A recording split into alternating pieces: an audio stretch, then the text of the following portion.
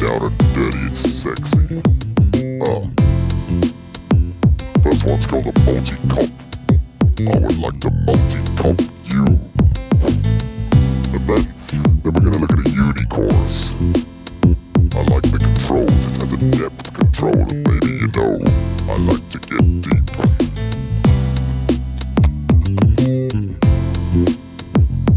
Then afterwards we're gonna look at an Octabass pedal. Again, Octabass goes down low, maybe so low, like sub-bass low. And then finally, the penultimate pedal is the Multidrive pedal. Multidrive has a tube set. You know you love it when I put my tube set in. Yes, drive. I'm talking sex drive. And the last one is a reverb pedal. Yeah. It's like when we're making love in a cathedral. Yes. What did Prince say? Prince said it's like playing an organ in a cathedral. Yeah, baby.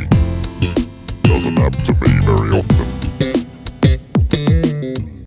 Hello everybody, it's Lee and Nathan here from All About the Bass on Andertons TV. Hello! And apologies if you're sick of Christmas videos, or it's not even Christmas anymore, but there may be some Christmas stuff in here, because it's Christmas here. It's probably finished by now, to be honest with it. Everybody's a stone heavier, massively hungover, and broke. And broke. Yeah. Poor, but happy.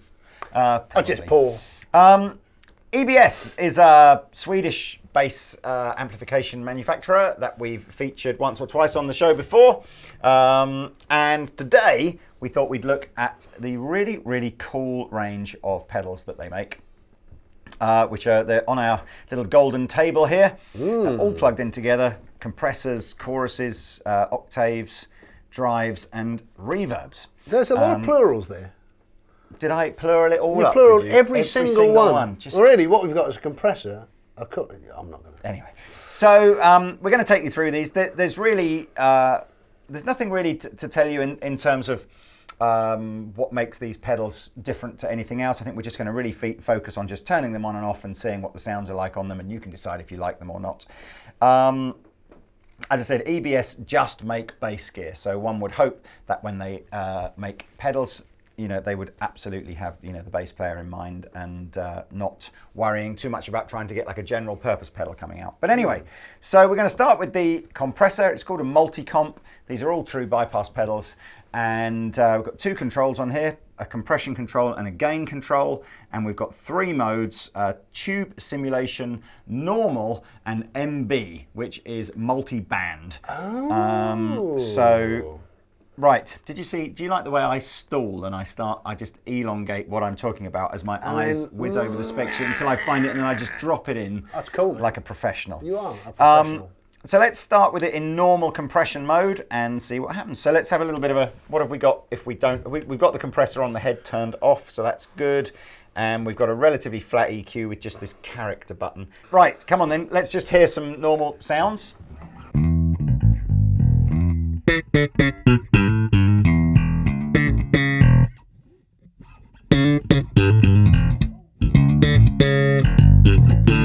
I like that. Yeah, that's fat. That is fat and bright. Yeah. That's much brighter. I haven't touched anything yet. Off.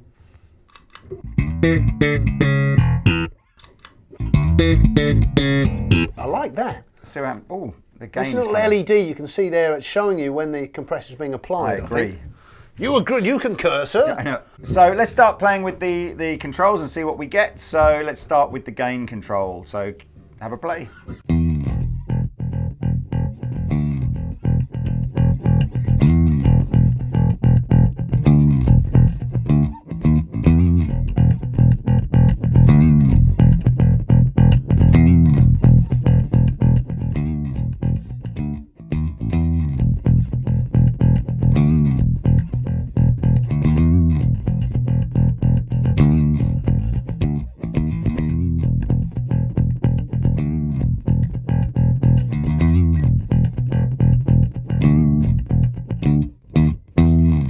play some more of that sort of. Play slap some bassy funky stuff. music, white boy. That was the one I was thinking of.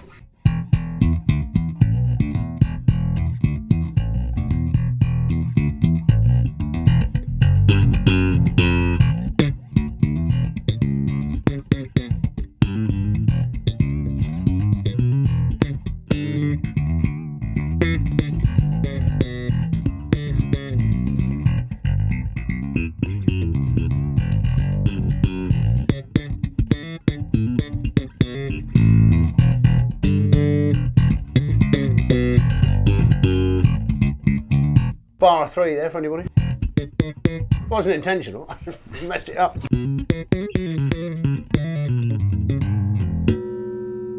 I'll keep going. All the modes.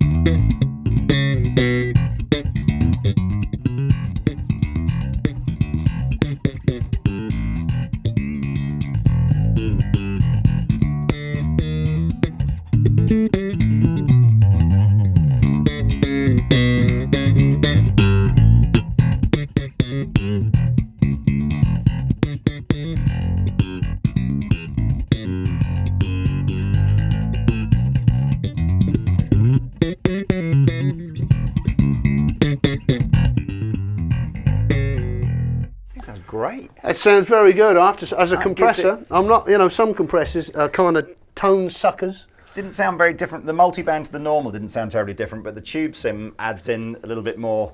I like it. That's a really nice fullness. Yeah, it's good. Yeah, it man. sounds that good, adds, doesn't it? I see a lot of compressors I find just take stuff away. Taketh away. This is adding nice things. Cool. Let's jump onto the Unichorus. I don't think there's anything. Again, they've got an active-passive input on the side here. For the compressor they have, yeah. I guess to get the sort of input gain teed up properly. Yeah. Right. What's the second out? Let's go over to the chorus. What's the Yeah, second well, output you here? can have this stereo. I see. We've got it in mono. Cool. But yeah, obviously you can run it in stereo. Cool. So the... It's a Unichorus. It's a bit like a unicorn. 3 modes: flanger, pitch modulation, and chorus. And just rate and depth. So ever so easy to understand. Very familiar sort of territory here. So let's have a little listen. We'll start with chorus.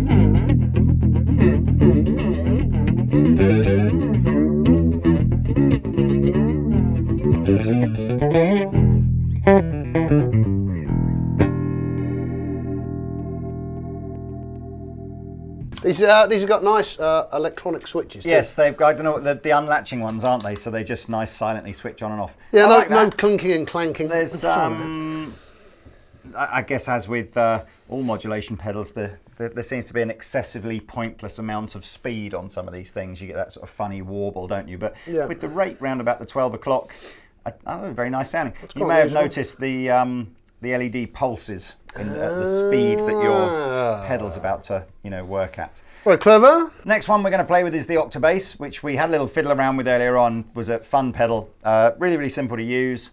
So you've got 2 volume controls, one for your dry signal, one for your octave signal. It's always adding an octave below, but we do have this kind of EQ control in the middle as to whether or not we want it to sound sort of more like a punchy octave below or more of like a sub bass thing. So we'll start with it in the high mode, and I'm probably going to accentuate the octave a bit more just for the purposes of the demo, but obviously you can blend in any mix of the 2 that you want to. So here's your dry sound. That's what this one does, right? That's right. that brings in your dry sound. I'll have a fiddle. You'll Okay. see. You'll see. I'll keep out of it. Right. Here we go. You ready? Yes. So just on its own.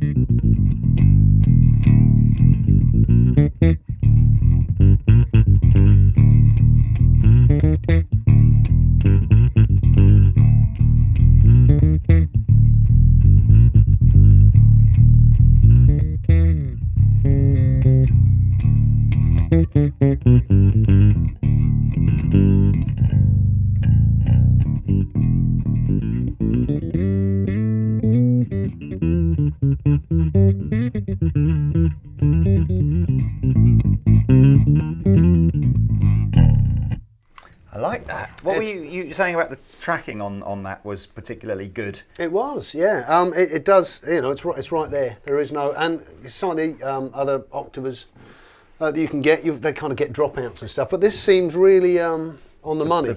I know. I don't know if the current Boss one is like that, but certainly the older Boss. Yeah, if you weren't really careful, it could drop out. And the tracking wasn't great on them, was it? Yeah, I think they use a different technology these days to actually kind of track. Right. Because you're getting all these pedals out now that can like emulate like Mellotrons. Have you seen those, the guitar ones? No, I haven't seen that. Oh, that's very. I think it's.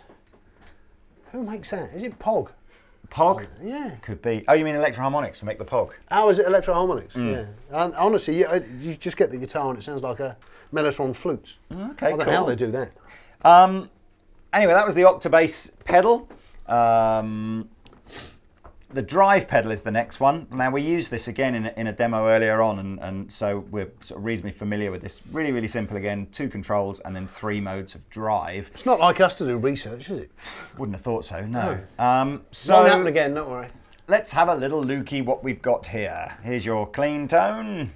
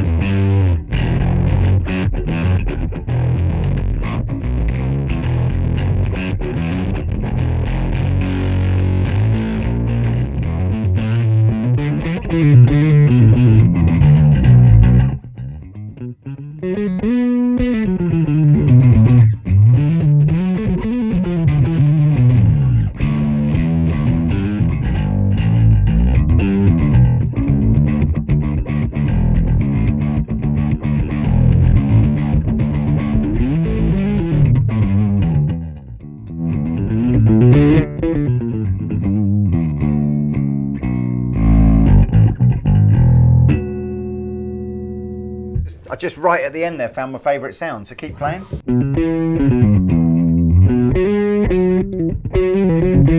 Yeah, because it's kind of subtle. I think Yeah. with bass, you don't really want loads of Not too much fuzz, absolutely screaming not. fuzz.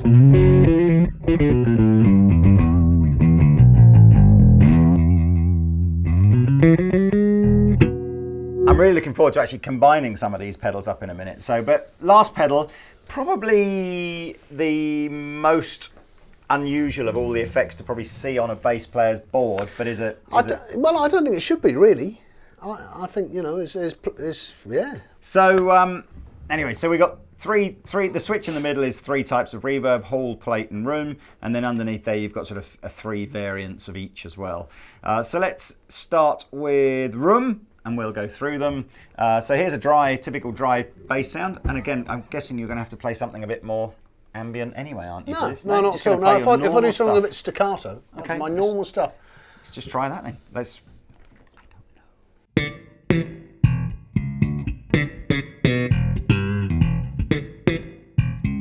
Don't just sit there, man. Do something. I was just thinking, it just sounds like you're playing in a toilet or something, doesn't it?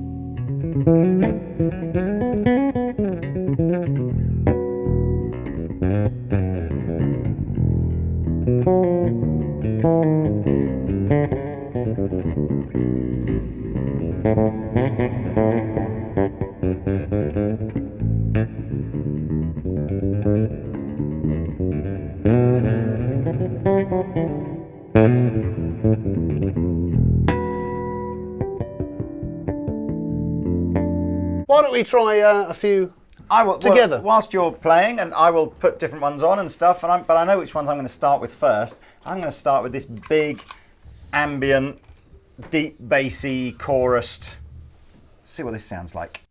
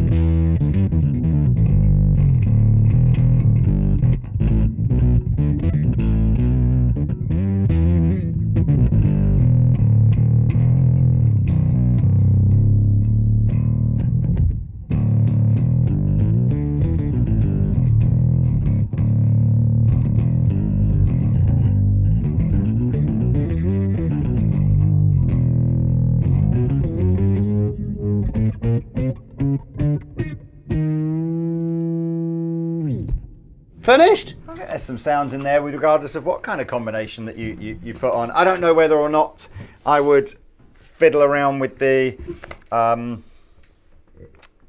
order of the pedals to sort of maybe get some slightly different tones. I mean, you'd certainly have compressor at the beginning and reverb at the end. I think these 3 you could maybe have in different orders if you wanted to. Yes. But they're very complementary of each other. It almost seems like every time you turn one of the pedals on, it sort of adds something pleasant, as opposed to sort of going, oh no, that doesn't sound very cool. But well, that's got to be a good thing, surely. That's surprising. Normally compressors, as you rightly say, you almost find that a bit of a tone it taketh sucker, away, doesn't it? But that didn't. No, I like that. Comp was great, yeah. I'm always a fan of having that sort of sub-octave thing on a bass. And then the reverb as well. I started off... You were sceptical, weren't you? You thought, what's the point? I started Why off the thinking hell all would it bass would do player is want just a get in reverb? the way and just be messy and muddy. But actually, nice, it's quite a nice... But I get very, very few bass players that I know of that use reverb pedals on their board. But it's cool. So I guess we should tell you how much they are, and basically the whole range will cost anything from sort of 130 up to about 170 pounds, depending on which pedal that you like. So I guess they're sort of a mid-price, mid to upper price kind of pedal. Yeah, we've seen pedals that cost a lot more, don't we? Yeah, absolutely. But I like them. I mean, we've just got them all running off of a single one-spot power supply. They seem to be nice and quiet. There's some mention on the manual that they will run up to 12 volts each, which sometimes changes the characteristic of the tone very slightly, but we're running all these at 9 volt. Don't know if they work with batteries or not. Let's have a little look. Of course they do. Well, you say that. Some more and more pedals these days aren't. They're reassuringly weighty, aren't they? What's this funny... What have you found on the side there? I thought that might be a slot. Maybe it doesn't run on batteries. Is that? I don't know. Maybe. Well, they're 9 volts, so they probably do. How? Where'd you put it in? Well, you have to unscrew the bottom of it. Oh, you're joking, really? Yeah, I'm afraid that's fairly normal Buy nowadays. yourself a power supply. Yeah, good quality power supply. Because batteries are bad for the environment, as we know, unless you've got rechargeable batteries. Surely they're still just as bad when you throw them away, aren't they? Well, they're not as bad. Okay. They're slightly better. But anyway, don't use batteries. Get a power supply. So there we are. That's EBS, the wonderful bass manufacturer from Sweden. There you go. Yeah, nice one. Waterloo. Waterloo.